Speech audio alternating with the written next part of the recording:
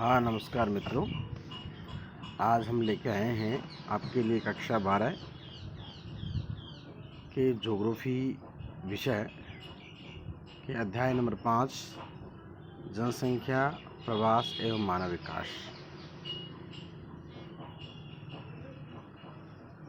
सबसे पहले हम प्रवास शब्द या शब्दावली के बारे में समझते हैं। प्रवास मानव का एक स्थान से दूसरे स्थान पर गमन प्रवास कहलाता है। प्रवास का प्रमुख कारण है आजीविका। व्यक्ति एक स्थान से दूसरे स्थान पर जाकर निवास करता है, तो यह निवास करने की जो प्रक्रिया है इसे प्रवास कहते हैं।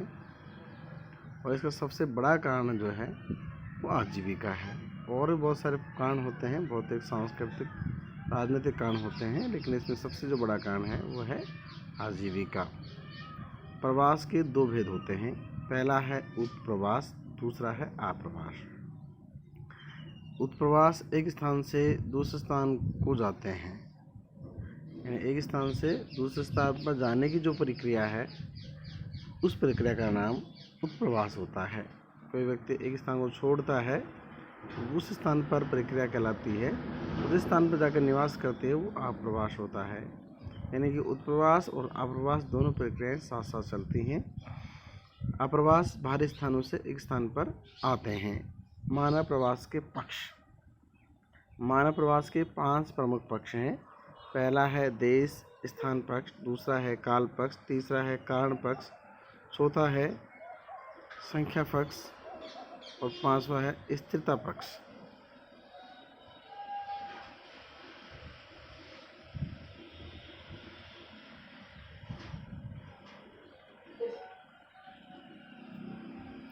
स्थिरता पक्ष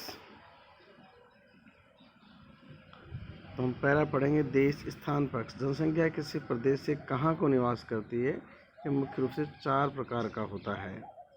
यानी कि कहाँ का मतलब ज्योग्राफी में कि वह स्थानीय प्रवास है या अंतर्राज्यीय प्रवास है या अंतर्राष्ट्रीय प्रवास है या अंतर्महाद्वीपीय प्रवास है। तो सबसे पहले पढ़ेंगे अंतर्महाद्वीपीय प्रवास।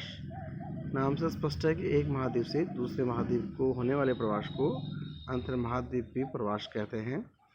अंतर्राष्ट्रीय प्रवास एक देश से दूसरे देश को में जो प्रवास होता है उसे अंतर्राष्ट्रीय प्रवास के नाम से जानते हैं। ये जो एक देश से दूसरे देश की जो सीमाएं होती हैं उन सीमाओं के आर पार व्यक्तियों का आना जाना होता है, उसे अंतर्राष्ट्रीय प्रवास कहते हैं। अंतर्राज्यीय प्रवास एक देश के अलग अलग प्रांतों में प्रवास होने की प्रक्रिया। स्थानीय प्रवास एक ही राज्य के अलग अलग राज्यों में प्रवास।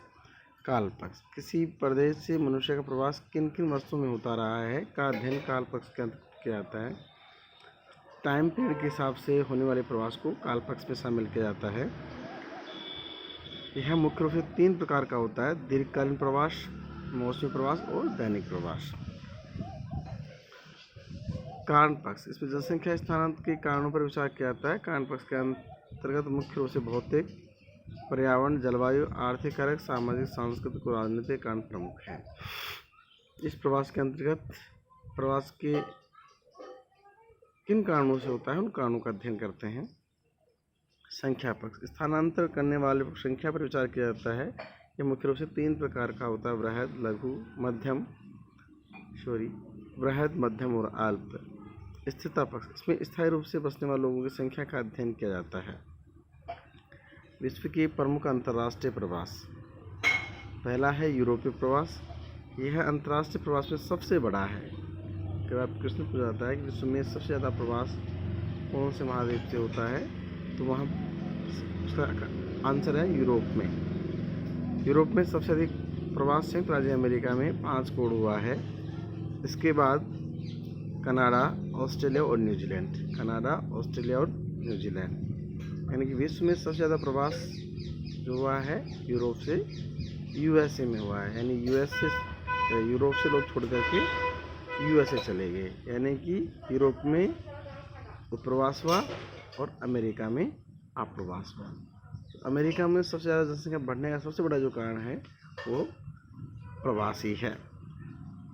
कनाडा, ऑस्ट्रेलिया और न्यूजीलैंड। क्योंकि देश समशीतोष्ण जलवायु में स्थित हैं और यूरोपीय देशों से भी प्रवास के 2 मुख्य भागों में हुआ है।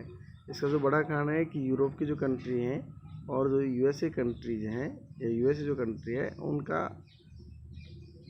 जलवायु एक जैसी है। उष्णकटिबंधीय क्षेत्र यह है उत्तरी दक्षिणी अमेरिका के तटवर्ती और दक्षिणी पूर्वी एशिया देशों में जाकर इन लोगों ने यहाँ व्यापारिक फसलों कपास, गन्ना, चाय आदि का उत्पादन प्रारंभ किया। शीतोष्ण कटिबंधीय क्षेत्र इन क्षेत्रों में यूरोपियों का स्थायी प्रवास हुआ, जिसमें संयुक्त राज्य अमेरिका, कनाडा, दक्षिण अफ्रीका, ऑस्ट्रेलिया प्रमुख थे।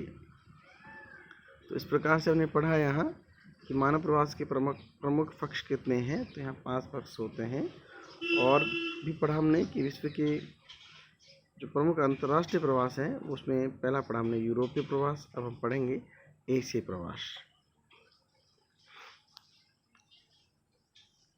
मानव प्रजाति का उत्पत्ति का स्थल मध्य एशिया को माना जाता है। मध्य एशिया से ही मानव का प्रवास प्रारंभ हुआ। सर्वाधिक प्रवास चीन से दक्षिणी पूर्व एशिया के देशों में हुआ।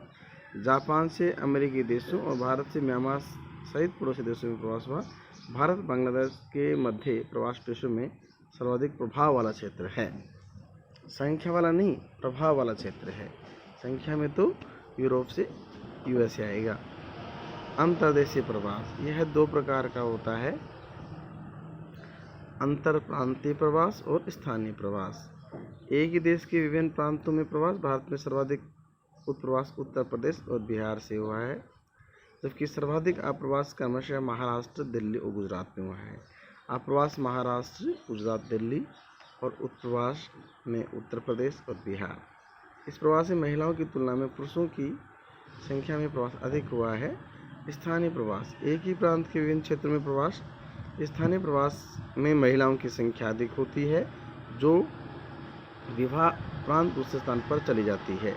मेघालय इसका अपवाद है, जहां गारो, खासी, जयंती जनजातियों में महिला प्रधान समाज व्यवस्था के कारण पुरुष को ससुराल में रहना पड़ता है। वह महिला प्रधान समाज है मेघालय में। कई बार क्वेश्चन पूछा जाता है कि भारत में ऐसा कौन सा राज्य है जिसमें पुरुष विवाह के पश्चात महिला के घर निवास करते हैं। तो यहाँ इसका आंसर आएगा मेघालय।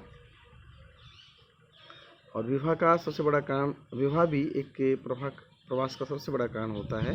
प्रवास के परिणाम और प्रभाव। तो प्रवास का सबसे बड़ा परिणाम होता है, पहला, जनसंख्या में परिवर्तन होता है। या तो जनसंख्या बढ़ जाती है या कम हो जाती है। सांस्कृतिक मिश्रण से नवीन संस्कृति और परंपराओं का विकास होता है, जिसमें सांस्कृतिक समायोजन होता है। नए देशों का आर्थिक विकास विज्ञान और प्रौद्योगिकी द्वारा यहाँ की प्राकृतिक संसाधनों का उपयोग करके आर्थिक विकास में योगदान देते हैं। पारस्परिक उन्नति, नए वातावरण से समायोजन और सद्भावना का विकास। तो बहुत लाभ होते हैं। जनसंख्या में परिवर्तन, सांस्कृतिक मिश्रण, नए देशों का आर्थिक विकास, पारस्परिक उन्नति, नए वातावरण से समायोजन, सद्भावना का विकास आदि। धन्यवाद। आज हमने पढ़ा प्रवास की परिभाषा, प्रवास के पक्ष, प्रवास के कारण, प्रवास के प्रकार और प्रवास के परिणाम और प्रभाव। अगला टॉपिक अगले लेसन में होगा मानव विकास की संकल्पना। आज इतना ही दोस्तों। यदि आपके समझ आया हो, आप इसको पसंद करते हैं तो लाइक करें, शेयर करें। मैं रामावतार यादव, स्कूल लेक्चरर,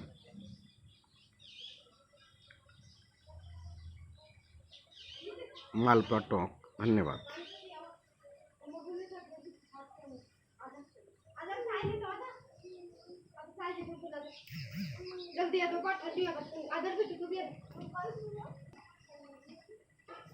यार बेटी आर दिखा जा।